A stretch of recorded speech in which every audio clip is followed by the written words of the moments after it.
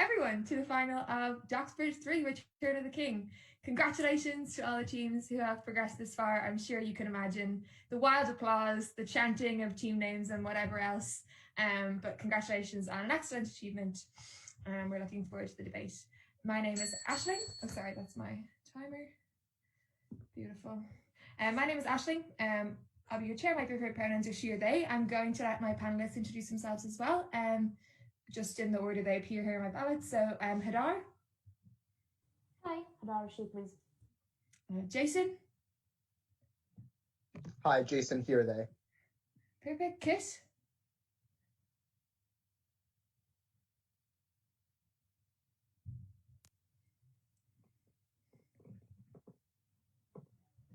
You there, Kit? We got you. Can we hear you?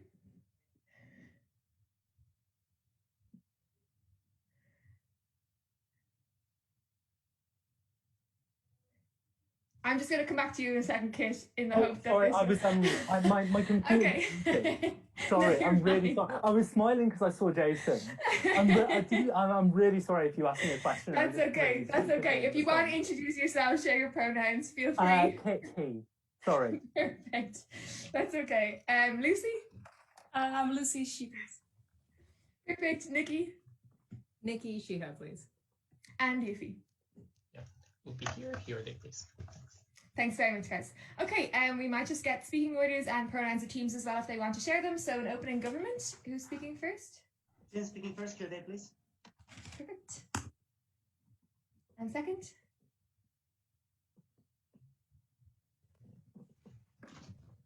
And speaking second is Lovro. Great, thank you. In opening opposition, who's speaking first? Tudor speaking first here, that's fine. And second? Srishti second, she please.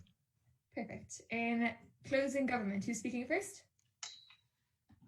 Mueller speaking first, here they please, and Janko speaking second. Excellent. And in closing opposition? David speaking first. Speaker position is fine, thank you. And Eva speaking second, she or they. Excellent. Presuming no one has any questions, I'd like to call this House to order and call on the Prime Minister to open the case that stands in their name. Hear, hear.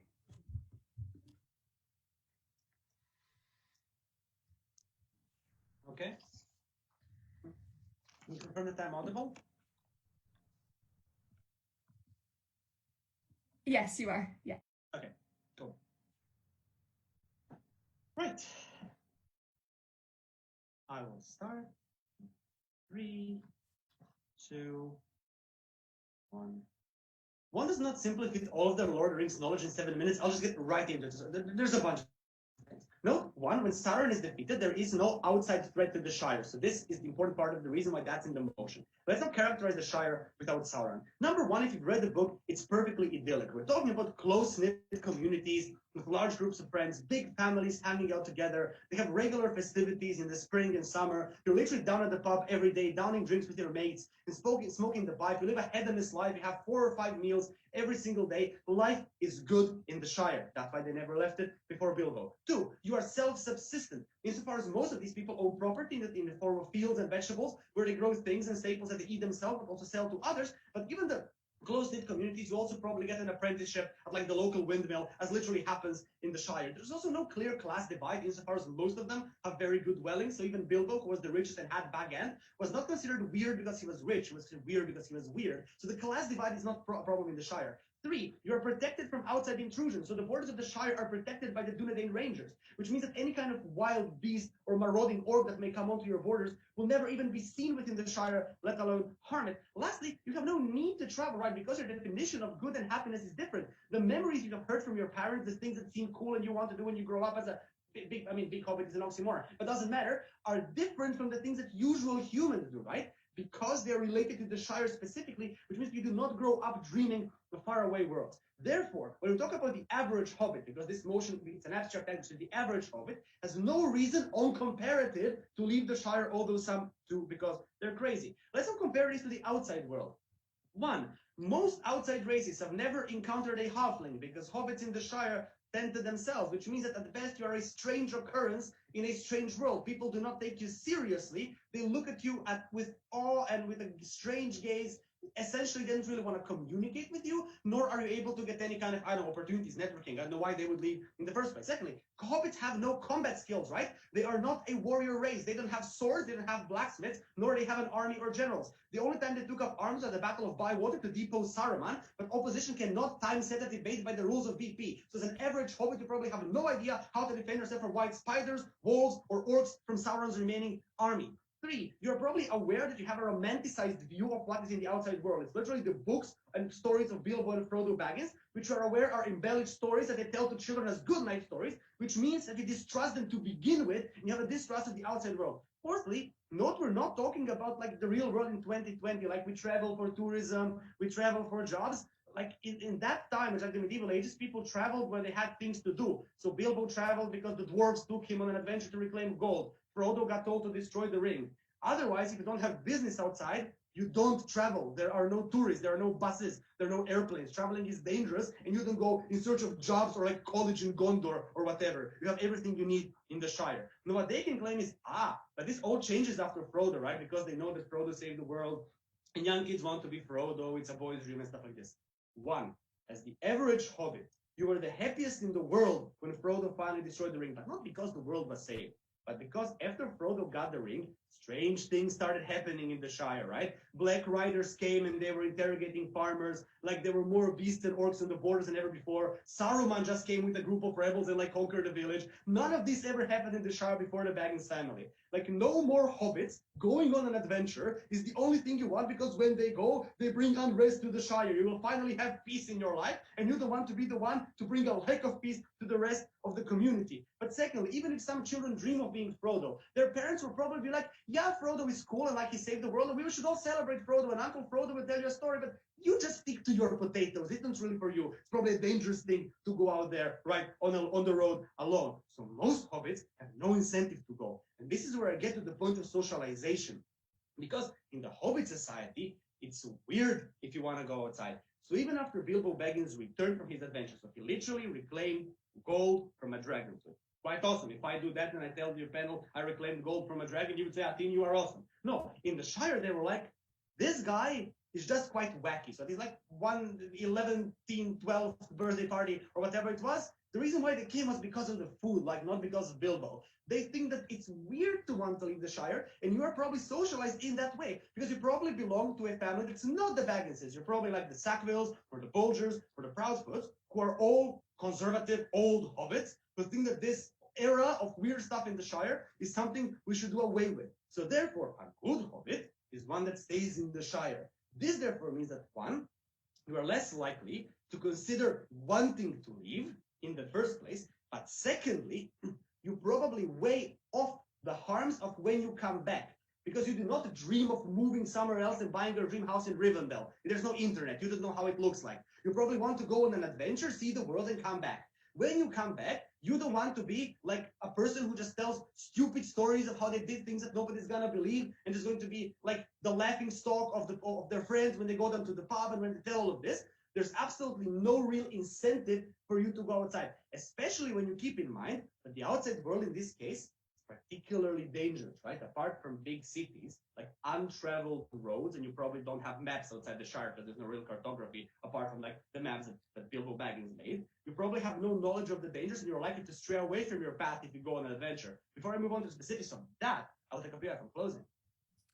Is there a system of reincarnation where hobbits are born hobbits due to some prior moral desert?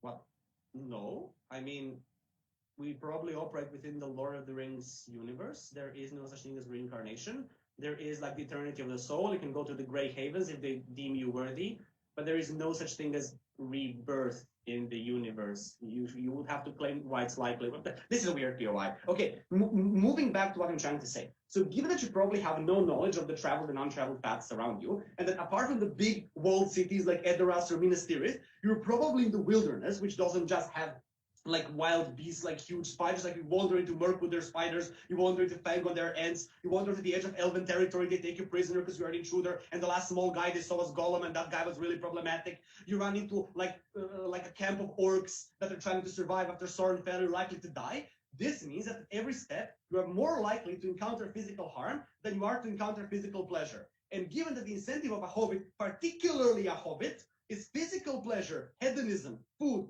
drink, the balance between pleasure and physical displeasure, particularly because you also believe you will encounter displeasure, means that the average hobbit is just not going to want to leave. If I've ever won a debate from PM, I mean, I think I've done it now.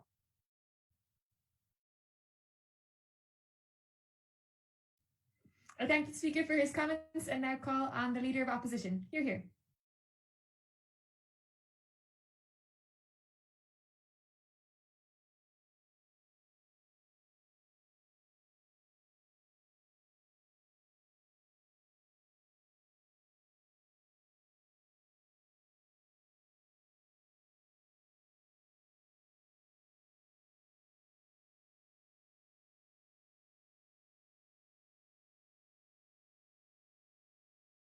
Okay, can everyone hear me okay?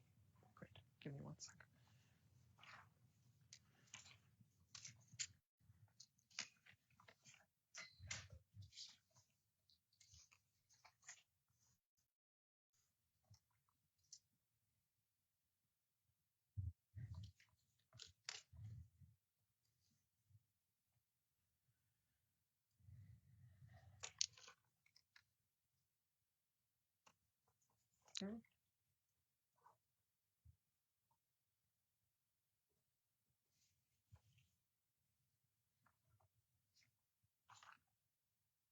Oh, sorry, just give me 1 second.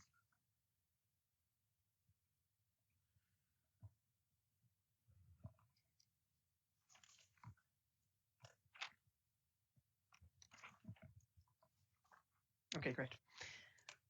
Starting in 3, 2, 1, and go. Panel, obviously this motion is a metaphor for a larger question. It's a metaphor for a larger question that has to do with human life as well, but absolutely has to do with Hobbit life as well, which are actually not that different from humans. They've just been limited by a limited event horizon, right? They've been limited by the event horizon of the Shire. So what is this question? The question at the basis of this debate is whether a level of pre-existing relative contentment makes life worth living. We tell you no, because it only puts a ceiling on your level of happiness and of enjoyment and of meaning of life, which leads you to stay complacent, right? We tell you that rather life is about expanding the types of happiness, meaning, and experiences that you feel to things like friendship, like exploration, like altruism, and so on. And that very much applies to hobbits as well. So what we tell you is we'd like to see this hobbit go out into the other realms, especially because they're no longer very dangerous at all, and make friendships and so on. We'll detail where they'll get those sources of enjoyment within our arguments. So 2 main points of substantive from me today on opening opposition. But before that, I just want to deal with something that Tin mentioned as extraneous rebuttal. So Tin says, oh, you go out to these places, you're a strange creature, no one knows you, no one likes you. That is absolutely untrue. At this point, when we place ourselves after the end of the Lord of the Rings sort of events, Hobbits are one of the most celebrated species within the kingdoms, right? But that is because Frodo, Sam, Merry, Pippin have been celebrated enormously for all the kingdoms as the saviors of the kingdoms, and as the ones who destroyed the One Ring, as the ones who helped saved other races, and even the more noble races like the elves tried to do that. It is only the sort of humble Hobbit which managed to save everyone else, right? Any Hobbit which leaves the Shire and goes elsewhere will have a warm dinner for them, will have a welcoming home, bringing them on, because they are a species that we don't know much about, but we found out about as being our saviors, so they will be extraordinarily welcomed. So jumping straight then into our points of substantive. First of all, notice that living at home and eating 2 breakfasts or whatever is an enjoyment which has a cap, which has a ceiling as you go through your life, right? It's the standard argument of the status quo enjoyment normalizes over time, right? The enjoyment normalizes over time, and you lose the additional meaning you get from it. The marginal additional benefit you get from each day eating 2 breakfasts, right, from the second breakfast each day diminishes over time rapidly, and you get bored, you get annoyed, right? Tin says, oh no, everyone is happy in the Shire. That's not true.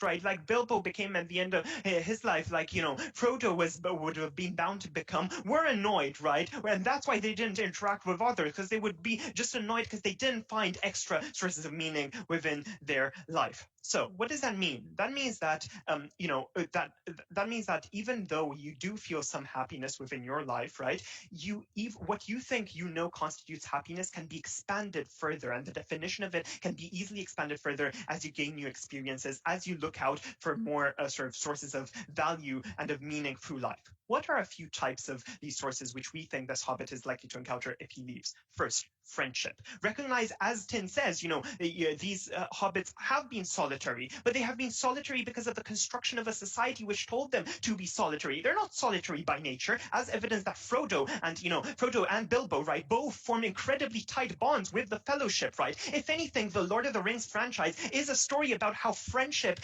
sort of enriches the life of a person who was up until then solitary. It is literally a fellowship, right, by which these people sort of go through events together, then create bonds and share experiences that make them happier, but also that they help each other throughout the process. So this person will gain friends, this person will meet new people and gain friendship, which exposes them to new experiences, which makes them happier because they feel common empathy with a human being. And even if they're not human, we assume they have the same psychological makeup of that bringing extra joy to you. But the second type of meaning you're likely to find, that these Hobbits likely to find, they will genuinely they will genuinely sort of be able to explore higher goals, right? Such as altruism or assisting others, and the meaning and beauty that comes in your life through that, right? Recognize injustice will still exist in the Shire. It's not as if suddenly, you know, Sauron has been defeated, all injustice has disappeared. No, racism to dwarves, right, to Gimli, right, still exists substantially within the Shire, and dwarves are constantly insulted and attacked, right?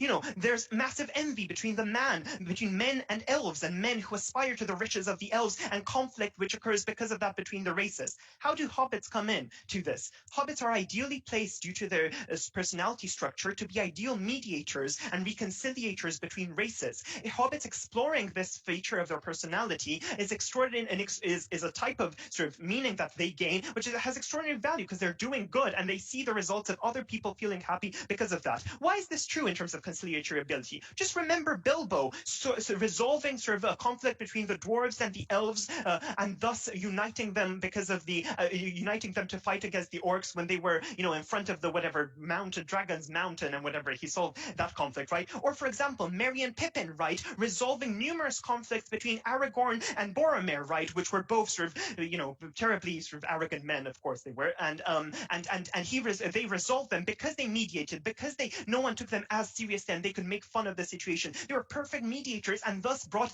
benefit to the Fellowship, by the way, again on the point of friendship, and they felt very happy because of that. Massively expands your definition of happiness, massively expands the value you have in your life no matter what happens. Now, the last point I want to make, so you get all these areas of meaning that enriches your life, makes your life more worth living. When you die at the end of your life, you didn't just eat 2 breakfasts, right, and read some books during your life. You sort of change the world, right, change the kingdoms, change people, and you know that your imprint lives on beyond you. So it's a post-life achievement that you feel within you as well. Last point I want to make here.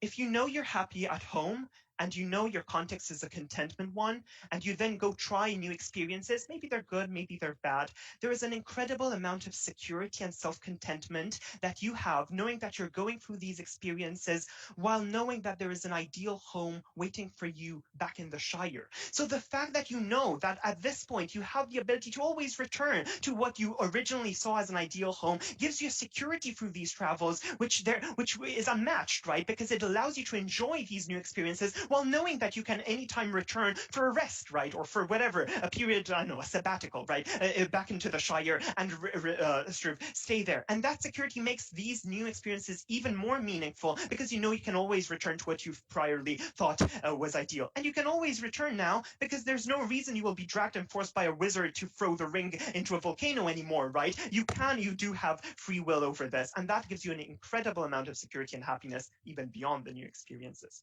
Because of all these reasons, please oppose. thank the speaker for their comments and now call on the Deputy Prime Minister. Hear, hear.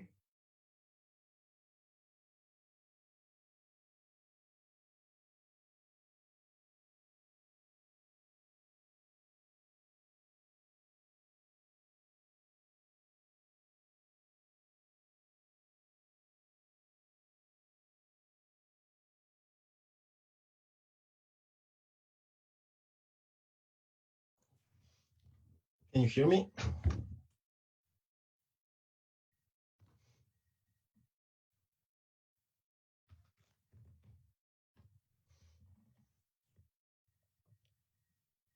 I think that opening opposition in this debate characterizes every Hobbit as he's the member of Fellowship. And I think we all know that the members of Nine were chosen because they were very special members of the community, and this is not applicable to every member of the community. And I think their characterization relies on the idea that we believe that an average Hobbit is actually a member of the Fellowship or was chosen, or at least they prescribe the same characteristic to the average Hobbit. I think this is wrong. I think that a lot of you remember when Milos and Janko ran the case for fun in Oxford and were robbed of winning from opening argument. I hope that you do not perpetuate this injustice, and I think that our case for fun is going to win in this debate. I have a lot of rebuttal to opening opposition that I want to start the debate with, and then I want to talk about why the adventure feeling, if we want to generalize this debate as Tudor wants, is already on the tail of distribution, and why this only applies to folks who are very adventurous, not the average folk. And I want to talk about what the contentness with the life actually means for hobbits and why this is enough for them. Okay, so first of all, I think that's continuing on the framing that we started with. Your average hobbit doesn't know what Grey Heavens is. It probably has never heard about it. I think this is really important because they base a lot of their argumentation on this idea. I don't think that they can assume this in this debate. At least they have to explain why this is now likely on their side of the house. On the idea that they would be welcomed.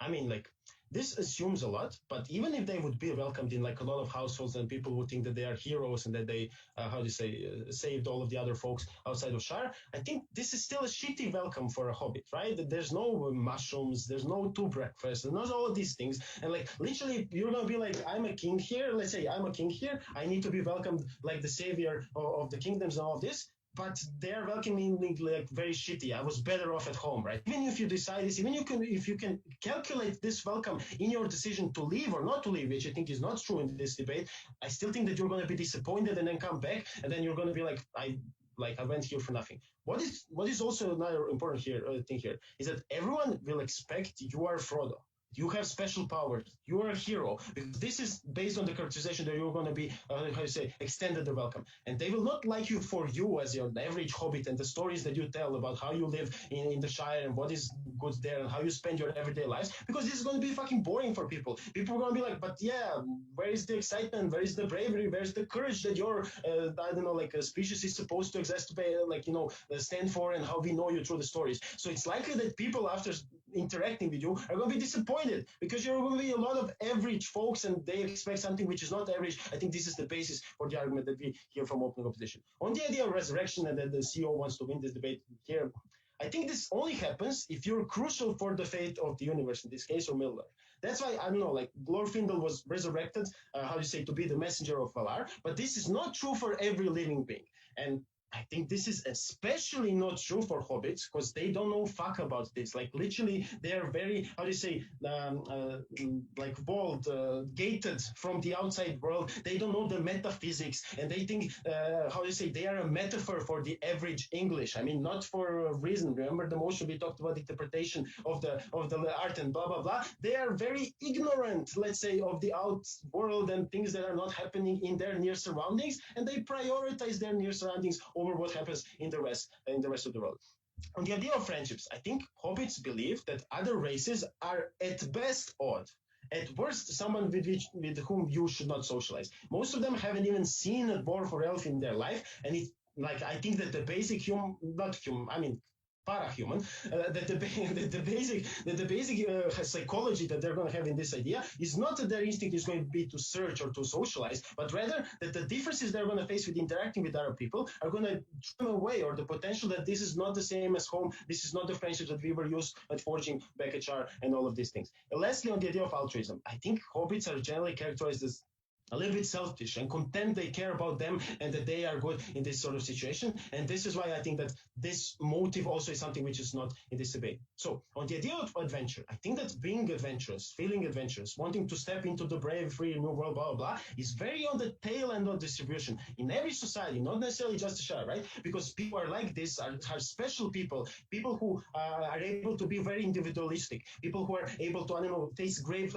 difficulties, people who are ready for the uncertainty. And I think that especially in a society that really puts an effort, puts an emphasis on certainty and doing things in a certain way, you are very disincentivized that this is even a smaller and marginal group of people, right? So general members of society do not travel and they're content with an average life where they know 100 individuals maybe have never stepped on a plane or exited the Shire in this specific case. I think this is why we win on that clash too. But more so, I want to emphasize the benefits that they have here. So, you know, they chill a little bit, they eat a shit ton of, a shit ton of food, which is oftentimes like great in their case, they have their specific mushrooms, blah, blah. They use pipeweed. I think this is a little bit, you know, like we never know if it's pipeweed or if it's, you know, the real thing, right? So I think that probably you won't find this otherwise other than the Shire. This is an important part of your socializing culture. It makes you like, feel good and be able to talk to other folks. There's an important effort of equality inside the society, right? So I think like in the outside border, you're going to encounter huge inequality, differences between folks. And here, like people who are middle class, having the best with the houses, the rest of the people can like live in smiles, whether rich or poor, blah, blah. I think this is really important for the feeling that you belong to a community and that you are kind of like well in contact with this. I'm going to take a POI from CO now. Sure. So don't you think CO? that it's likely that a Hobbit has... Can you hear me? Can you hear me? Cool. Don't you think that it's likely that a Hobbit has a preference for experiencing other things? And if they are ignorant, don't they have a moral obligation to not be ignorant? Well, I don't think they have a moral obligation to not be ignorant. And I think that they don't have, they're content with their lives, right? Like, you don't understand. The ignorance means that you don't miss anything. Because you're ignorant of better and different things and blah, blah, blah. And you know that you're content here, and you know that probably of bad things happen outside of the world, as Tim explained in the characterization with all the incursions that happened into your territory. And you probably think, from the feeling that other older people told you, like outside is very dangerous, you shouldn't go there. Okay, Leslie, you are literally not attractive. I mean, like hobbits are not that attractive, which means that you when go outside, when you go into the outside the world, you're not going to get any sort of like fun that you might have on an adventure in a foreign land, blah, blah, blah, because I think that people are not going to, you know, like be interested in this. So which I think that at the end of our speeches and the end of OG, I think that on one hand you have a certainty that you have a good life where you have ample amounts of food, where you like do all of the things that you enjoy. You farm with people, you socialize with people, and life is really good. It's not spectacular, but it's really good. On the other hand, you have huge uncertainty and a probability that life for you is going to be real shit, that you're going to regret come back to Shire with the regret that you actually went out of Shire, right? Instead of like going back to your home because it's really nice here. That's why we're proud to.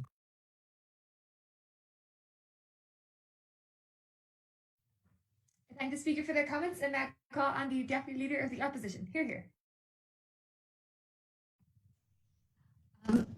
I'm happy to be streamed, by the way. I know, making great decisions.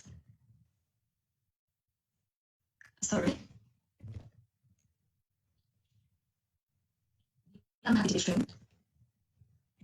Thank you. Also, can you hear me? Ish. Okay, I'm going to turn off the video and see if that works. I think it'd be better, yeah, because it generally works. Is this working? That's definitely better, I think, yeah. Can we, well, previously we've tried all turning our videos off. Maybe that might work. Yeah, we can do that. No, that's no problem, yeah. Speech will be worth it, I promise. Is this better? It's definitely better than it was in the first place, so this is probably the best way to do it, yeah. I think if you keep talking, it'll stabilize as it has done previously. Okay. All right. In which case I'm going to start. Okay? 3 things in the speech. First of all, I'm going to tell you why as a hobbit you should leave the Shire, even if you know what you want. Secondly, why you should leave if you don't know what you want or just want to know more of what you could have. And finally, I'm going to tell you why you should do this as a duty to your sense of home. But just before I go into any of this, just to be clear, when you leave the Shire for an adventure, it's not an exile. It's not a permanent departure. You can leave and you can return as many times as you like. These are little trips, like to the supermarket, just beyond the Shire. Let's talk about the first set of reasons. Let's say you as a hobbit know what you want. Why should you still leave the Shire? Like, to be very clear, your sense of what the good life is and your sense of who a hobbit is, what you can do, has irrevocably changed after the great events of Lord of the Rings, the trilogy. Which is to say that maybe all the stories that you've heard all of these years and everything that your hobbit parents have told you are not necessarily things that still remain true. I know that the opening government take a very literal definition of what an average hobbit might want. Now that you know what a hobbit could do, there is no reason why this individual hobbit might not want to aspire to a higher level of hobbitiness.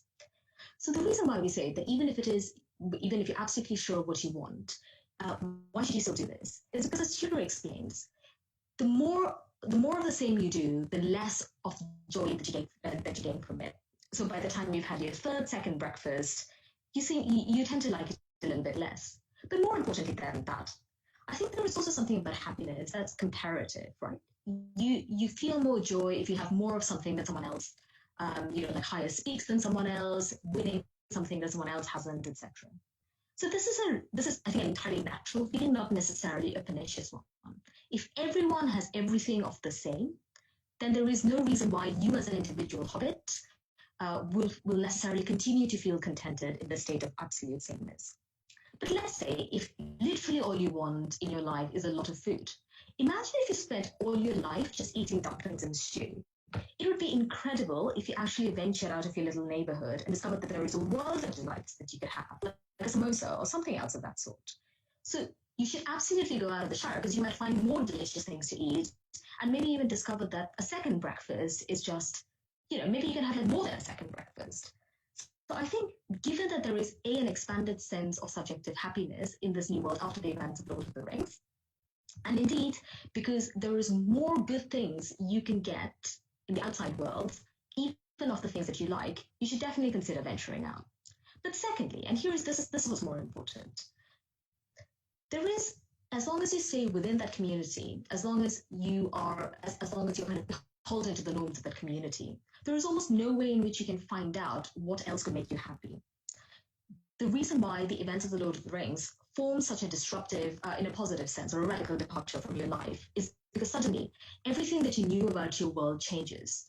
There was a war between the races. Suddenly you realize you meet other people. Suddenly you realize that you're no longer alone in a little corner of the world. Suddenly home was not just a tiny piece of, inland something territory. The reason why you should experience more of this is because as long as you stay within the norms of just a single community, you remain beholden to the limiting ideas of those norms. So you as an individual are never able to meaningfully experience happiness because all you have done is done exactly what you've been told. The same reason why, for example, we would posit, uncontroversially, that for all of the generations when women told they get happiness only from being mothers, or being wives, and indeed many of them maybe did experience happiness from it, is nonetheless not a reason why an individual woman should not aspire to something much higher than that. So as Tudor tells you, new norms of friendship, new norms of kind of bravery or heroism, or indeed take extending existing values that you hold dear, such as being a mediator, have now all become something that's within your reach, and indeed something that you could consider becoming better at. So given in this world, there is more friendship to be had, there is more injustice that you can try and solve, there is more food you can eat, there is any number of reasons why you should venture out of the Shire, because you do not know yet what happiness could look like. So I want to take a little bit longer to actually now think about why this is so significant, particularly because of the very specific sense of security that we hear from opening government that the Shire provides. I'm going to call it Hobbit land, terrible. So they tell us that this is a place of absolute safety, right? This is a place where you have ample food, you are not in any meaningful sense of danger, you have a sense of community, you have a sense of maybe friendship, and so on and so forth. This means that you as an individual are probably at the best ever position to be able to try something different, to be able to try something risky, to actually move into to actually be able to experience things that are different from what you have done all your life. Just as an aside to this, if indeed what you care about is pleasure, then I think there is also a concomitant duty that comes with it to extend the sense the pleasure of other people, right? So if you like to eat a lot of food, and that's your moral framework, absolutely. Why should you not also try and make sure that other people experience the same joy that you do? Why not just expand happiness when it costs you nothing? But specifically, when you're someone with a sense of security that the Shire provides, you have an absolutely you have an almost an unparalleled access to privilege that allows you to take risks, because you know that there will always be a home waiting for you. Look, Lovro says in the previous speech, right, that maybe you go out and you think you try some food, it's not very tasty, and you think I should have never left. Well, maybe what it does is it gives you a keener sense of joy that is at home, right? Of how much more delicious the food is at home. But maybe you do find something that is something that gives you greater joy, or something that is indeed a misadventure, a sense of failure. You will never have to worry that there is no home to return to. You will never have to worry that you do not have freedom and friendship and love or domesticity to return to. When you're someone who lives in that absolute sense of security, much more than anybody else, you are able to take the risk that a misadventure brings, because the consequences of the risks will never be permanent, because there will always be something fundamentally you can fall back on.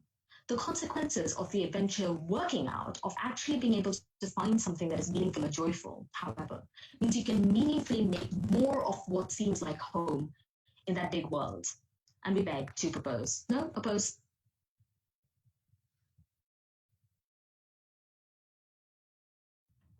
Thank the speaker for their comments, and now call on the Member of Government. Hear, hear.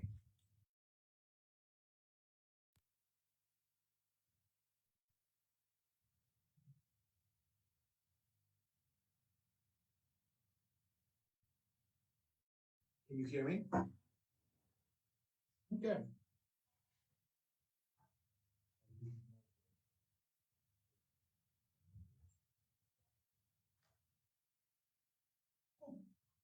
Three, two, one. Movies are lying to you. And why are they lying to you? Because they're showing the most prominent location and the most the most beautiful locations where you can travel to because it's filmed in New Zealand, right? The problem is that the majority of Middle Earth is actually a shithole. And what we're going to prove to you is that the majority of the adventure, all of the wonder, is actually going to be in a Middle Age society, small cities, which is none of the adventure that they're telling you about, which is none of the friendships that they're telling you about. And this is pretty much like we're doing a reality check on a movie, and it's going to win us the debate. And we're also going to try to be funny as well to make this more pleasurable for you, gentlemen and ladies. So let's go. Middle Ages.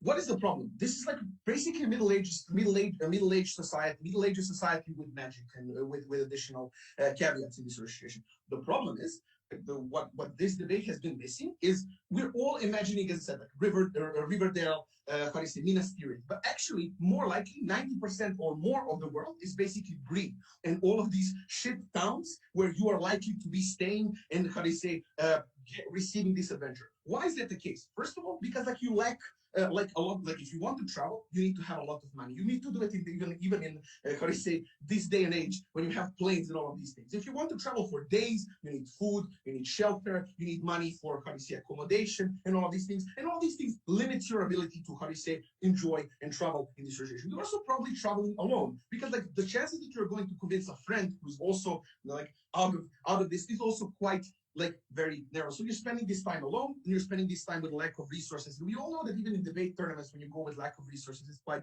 sad story. You have to eat bread with cheese in Dutch worlds in this sort of situation. That's what you're going to likely be continuing on your journey, right? But also, if Janko wanted me really to talk about this issue, so I'm going to talk about this issue. There's also a 50% chance that you will be a woman, right? Notice that even in today and age, the women have huge issues with traveling in this sort of situation. And the chances and the risks of you getting sexually assaulted, the chances of risk of somebody conning you and doing all of these things amplifies all of the things that I'm going to be talking about right now. So what are these things, right? So as we said, we have a brief look at Brie, and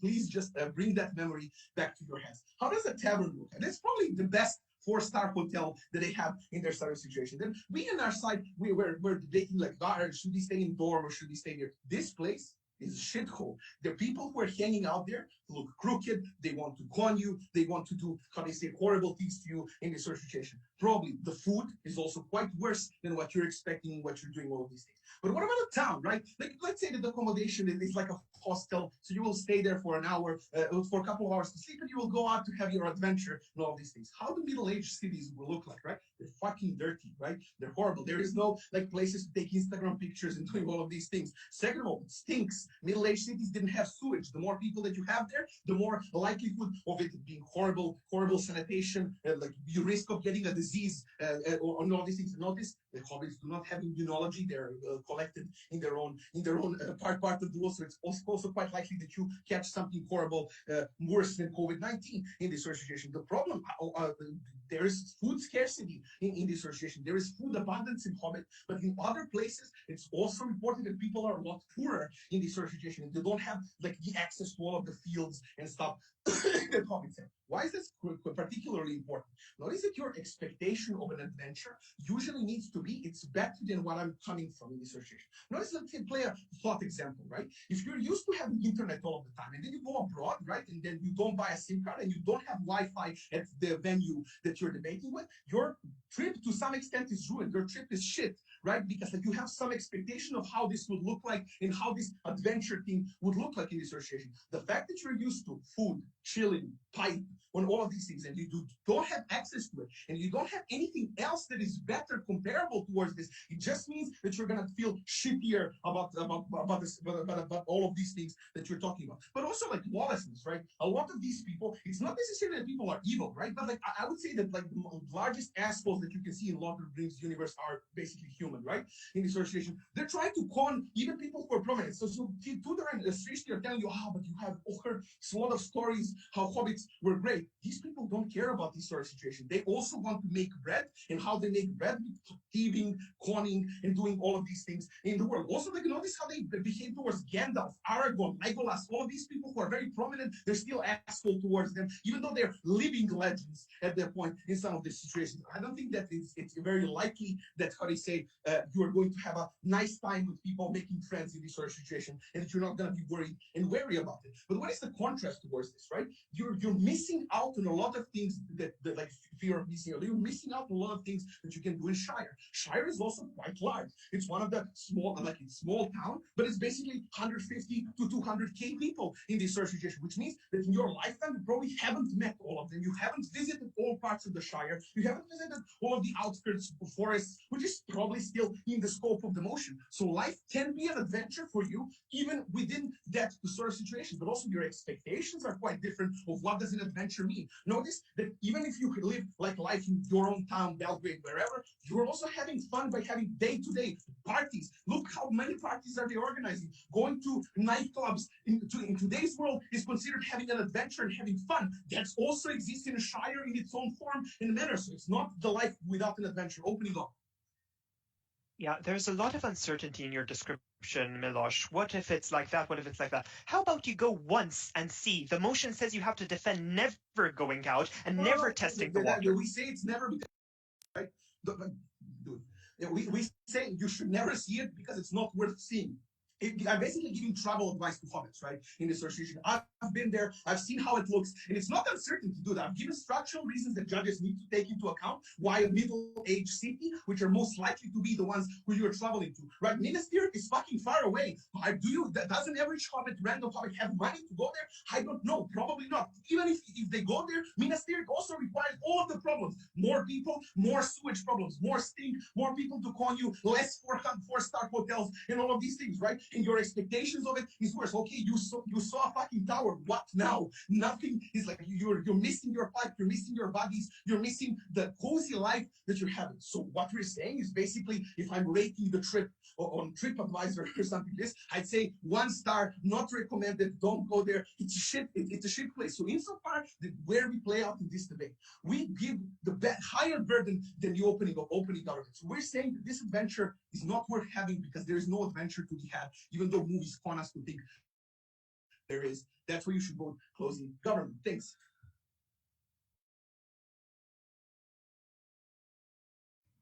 I thank the speaker for their comments and now call on the member of opposition. Hear, hear.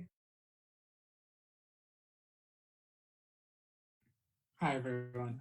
So for POI, if you wouldn't mind putting it in the chat, I'll probably take one or two of them. I'd appreciate that.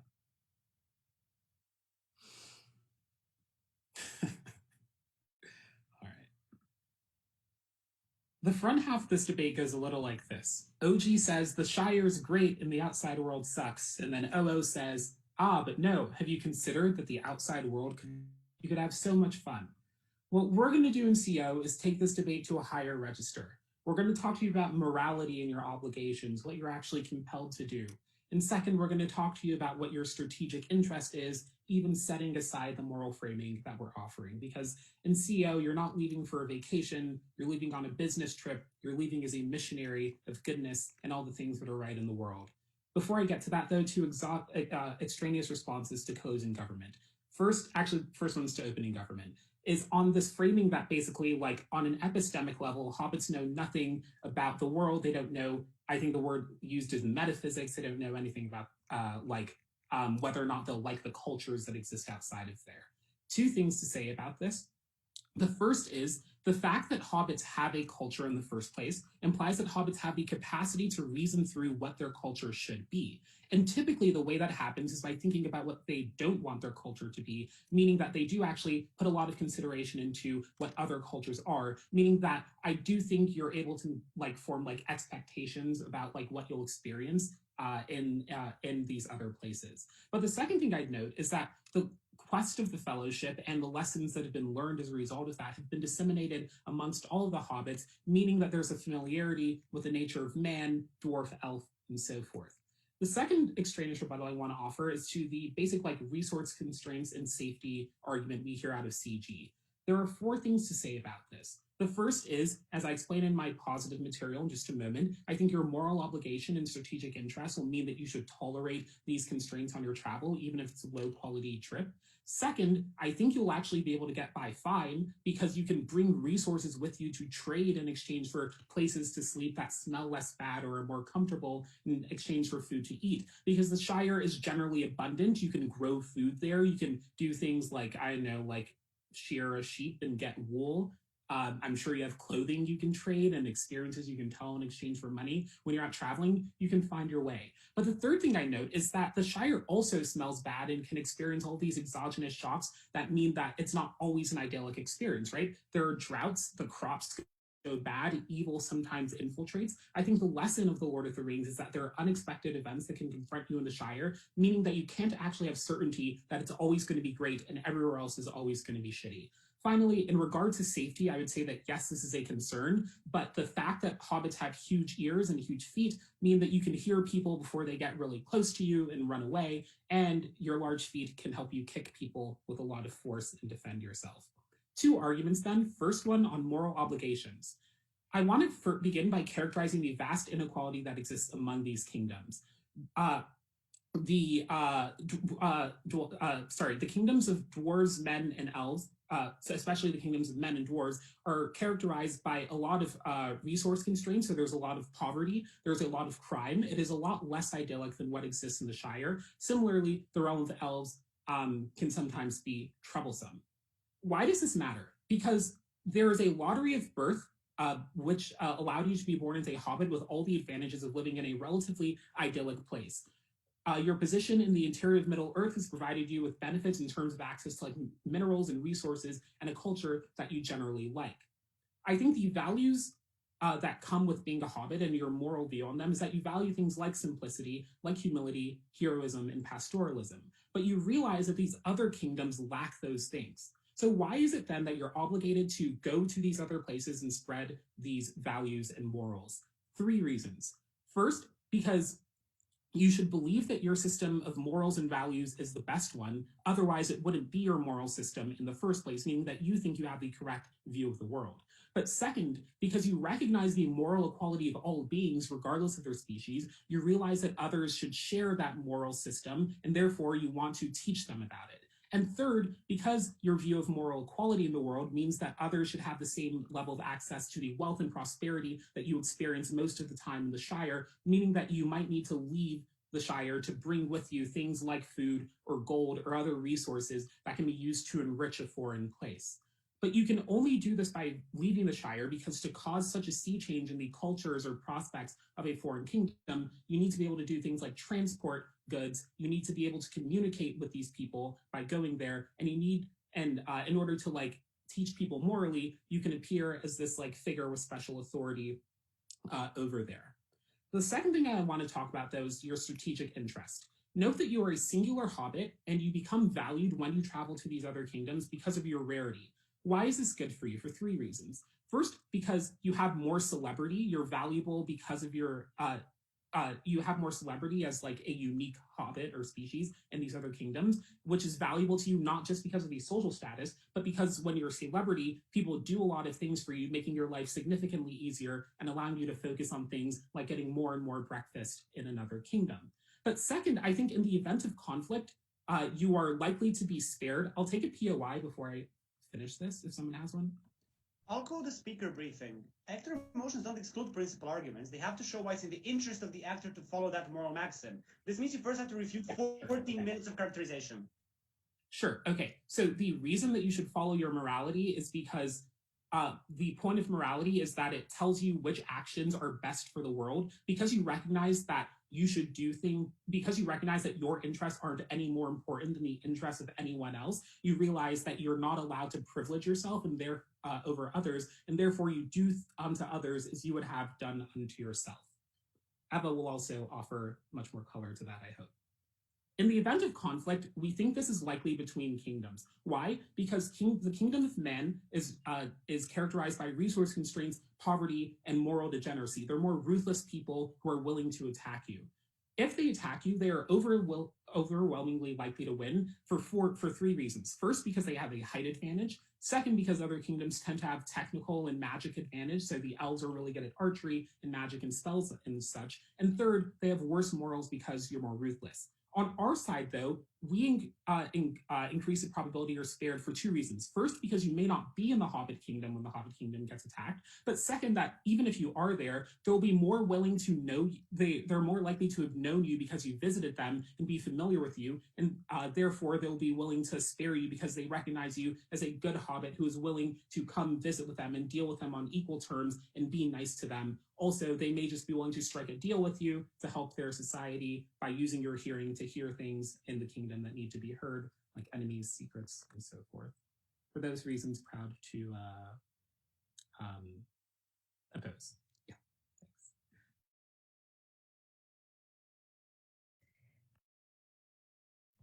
I thank the speaker for their comments, and now call on the government whip. You're here.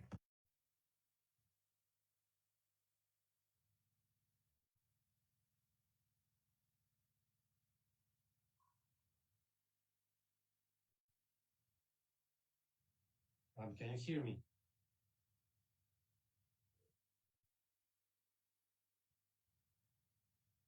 I'll just start comparing all 3 things. Okay. Opening government. There are 2 things that we get from open government to this debate, right?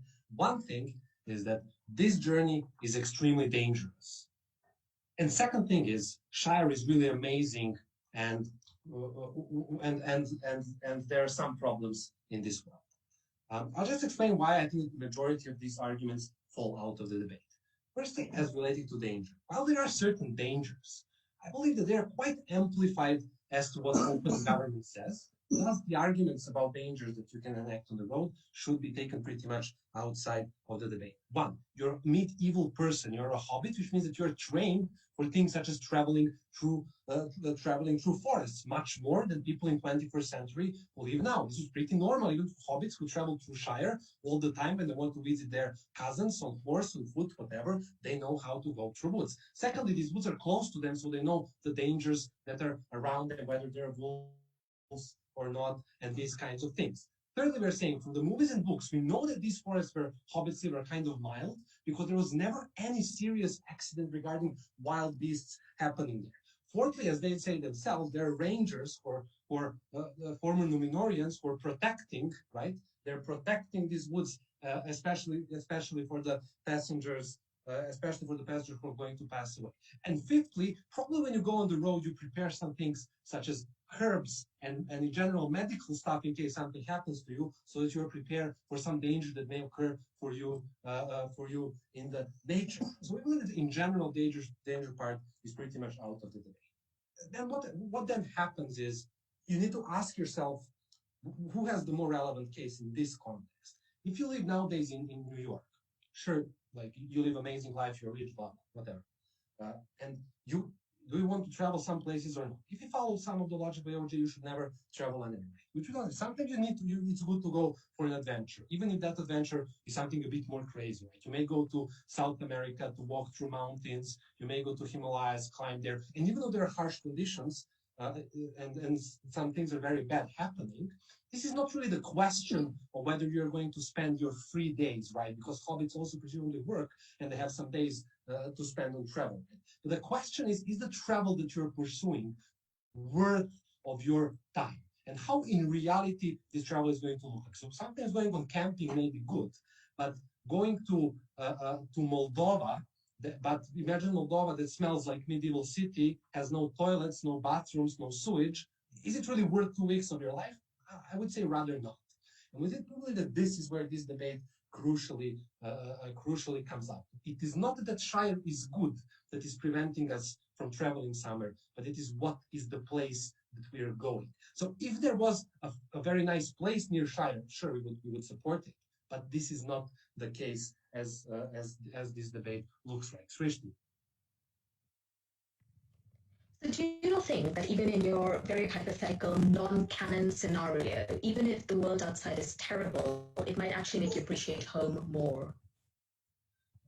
It maybe makes you appreciate home more. I'm not sure what are the impacts on that, and I will talk about the impacts on that later. I don't think this is really the most crucial thing in this debate, even if you appreciate Shire a bit more. Whether you love your home or not, I'm not sure that is so important. Secondly, what Milos tells you, now really, in all seriousness, how important argument this is. There is 50% of chance that you're going to woman in this medieval world. So just look how misogynistic all the other teams in debates are. Okay, so woman, hobbit woman in Middle Ages, traveling alone through cities with tremendous risk of being. This is where the real danger is, right? Of being seen by some rebels, by bandits, or some bad boys who sit in a tavern in Brie, as we saw in the movies. Has a tremendous risk of experiencing things such as sexual violence. Now, because there is 50% chance of this, how you should judge this debate is minimize the impact of that by 50%.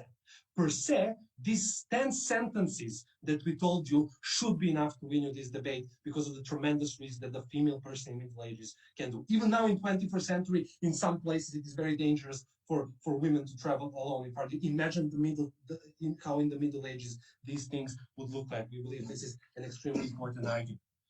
A couple of comments on CO. You have moral obligation, right? Okay, let's say you have moral obligation, but presumably what this presumes is that you're going to, be able to send good vibes. What are you going to do? You go in the Middle Ages and say, hey bro, let's share our cultural experience. I am from Shire.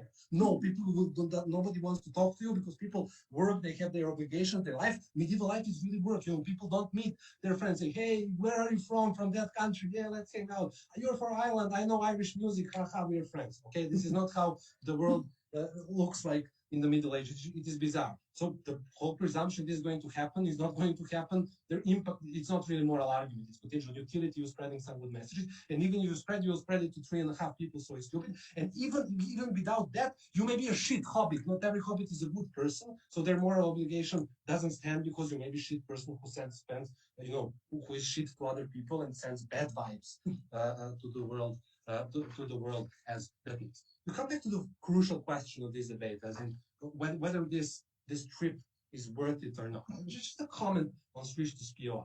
You can still travel throughout Shire and see differences of culture with the villages where other people live. And no, Shire doesn't stink because there are small houses on vast green fields. So hobbits probably, take shit somewhere in the woods. Don't do it in the middle of the cities without sewage, where, if you read anything about medieval life, you know that the smell was unbearable, and that you, as someone who didn't live in that smell, would just live a horrible life. So to find out that you love Shire a bit more is pretty small impact, in my opinion, if I am to spend 3 weeks in a place that stinks as fuck.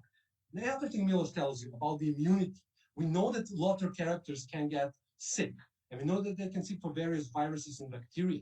If hobbits do not interact with outside of the world, what you may in fact have is something like Spanish conquistadors going to South America and killing more indigenous people from the germs that they brought than by the sword or the gun, right? So these are another of the real risks with hobbits. It's not spiders and wolves, but it's diseases and getting sexually assaulted or raped. These are the real risks. And to spend the time, it doesn't matter, it's 2 or 3 weeks. In some places that is just so horrible, you don't have bathroom, you smell horrible, everything smells horrible, cities are very busy, small houses, extreme air pollution because people use woods and coal to heat themselves.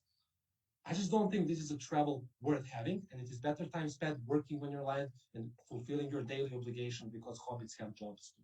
For all these reasons, you have to know CG.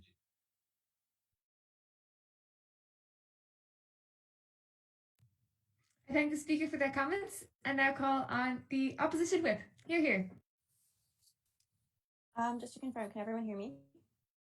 Perfect. And if people could put POIs in the chat, that would be excellent.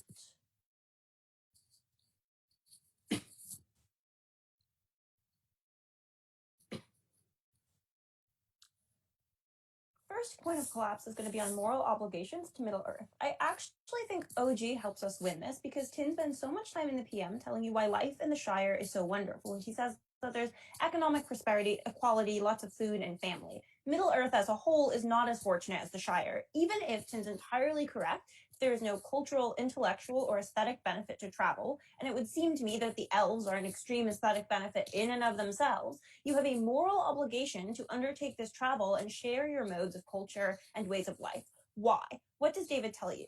David tells you that yes, there are spiders and orcs, and those are maybe some threat, but there also is poverty and crime, and the leader of that island that like the humans live on in the Hobbit movies was like a super corrupt oligarch. So their political system is probably also quite bad and non-democratic, right?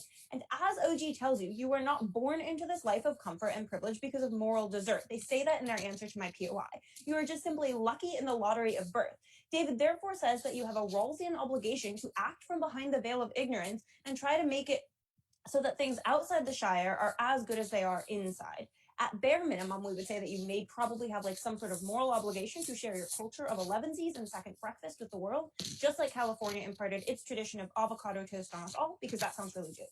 All of the reasons that David gives you about your relative uniqueness as a traveling hobbit also ensures that you have a very large capacity for change in terms of like audience reach, in terms of the attention you're able to get beyond any sort of material resource wealth you can impart, which means that there's a positive and increasing return to scale to your travels, right?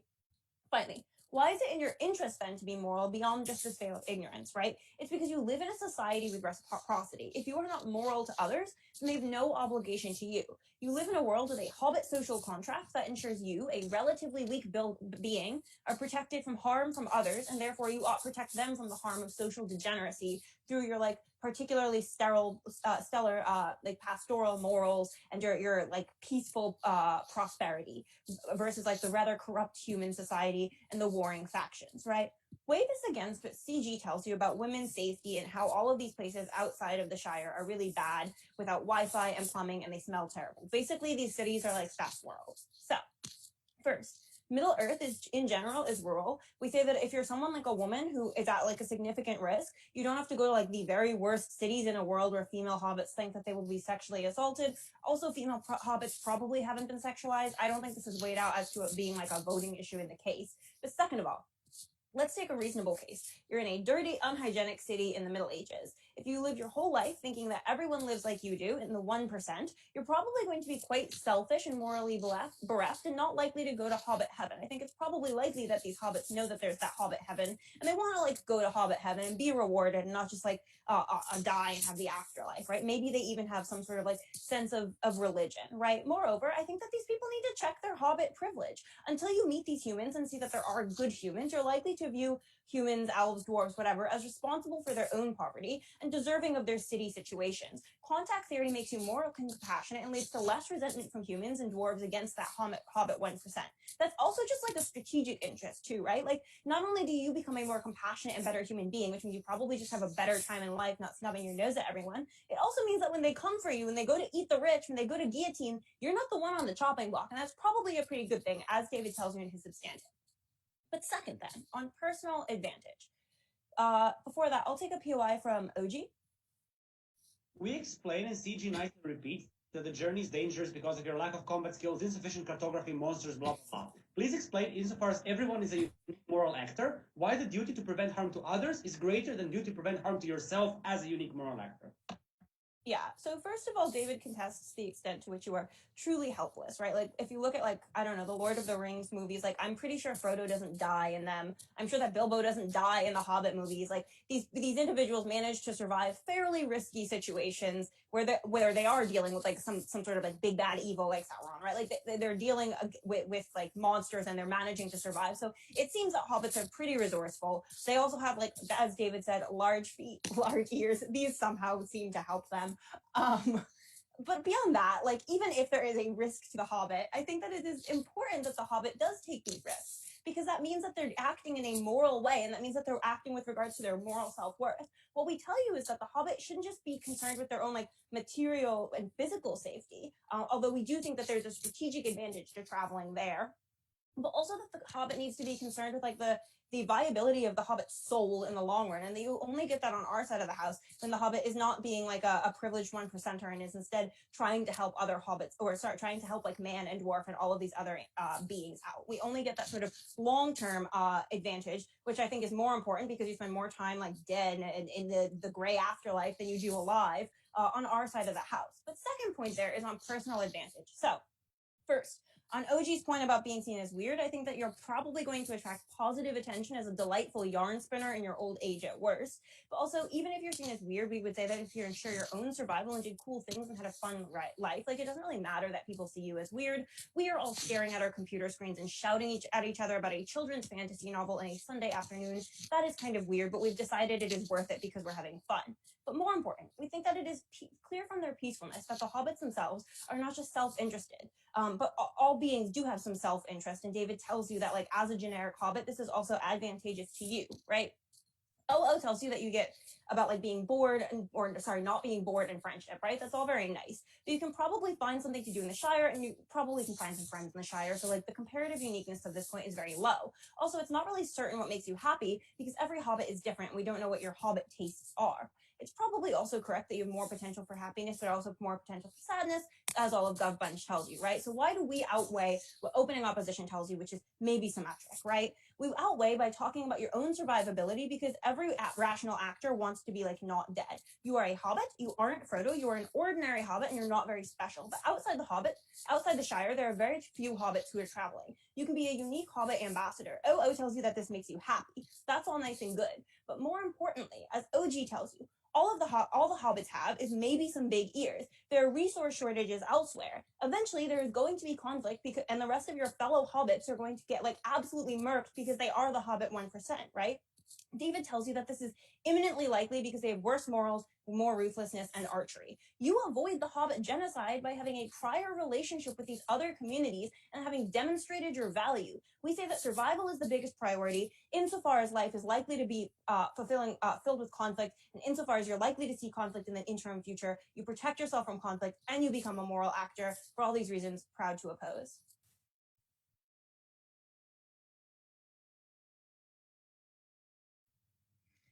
I thank the speaker for their comments, and thank you everyone for what was an incredibly enjoyable debate, and congratulations again to everyone involved. I think at this point probably we will get you to leave the stream, and we'll hopefully announce the results soon enough on Discord. Thanks everyone. Thanks everyone.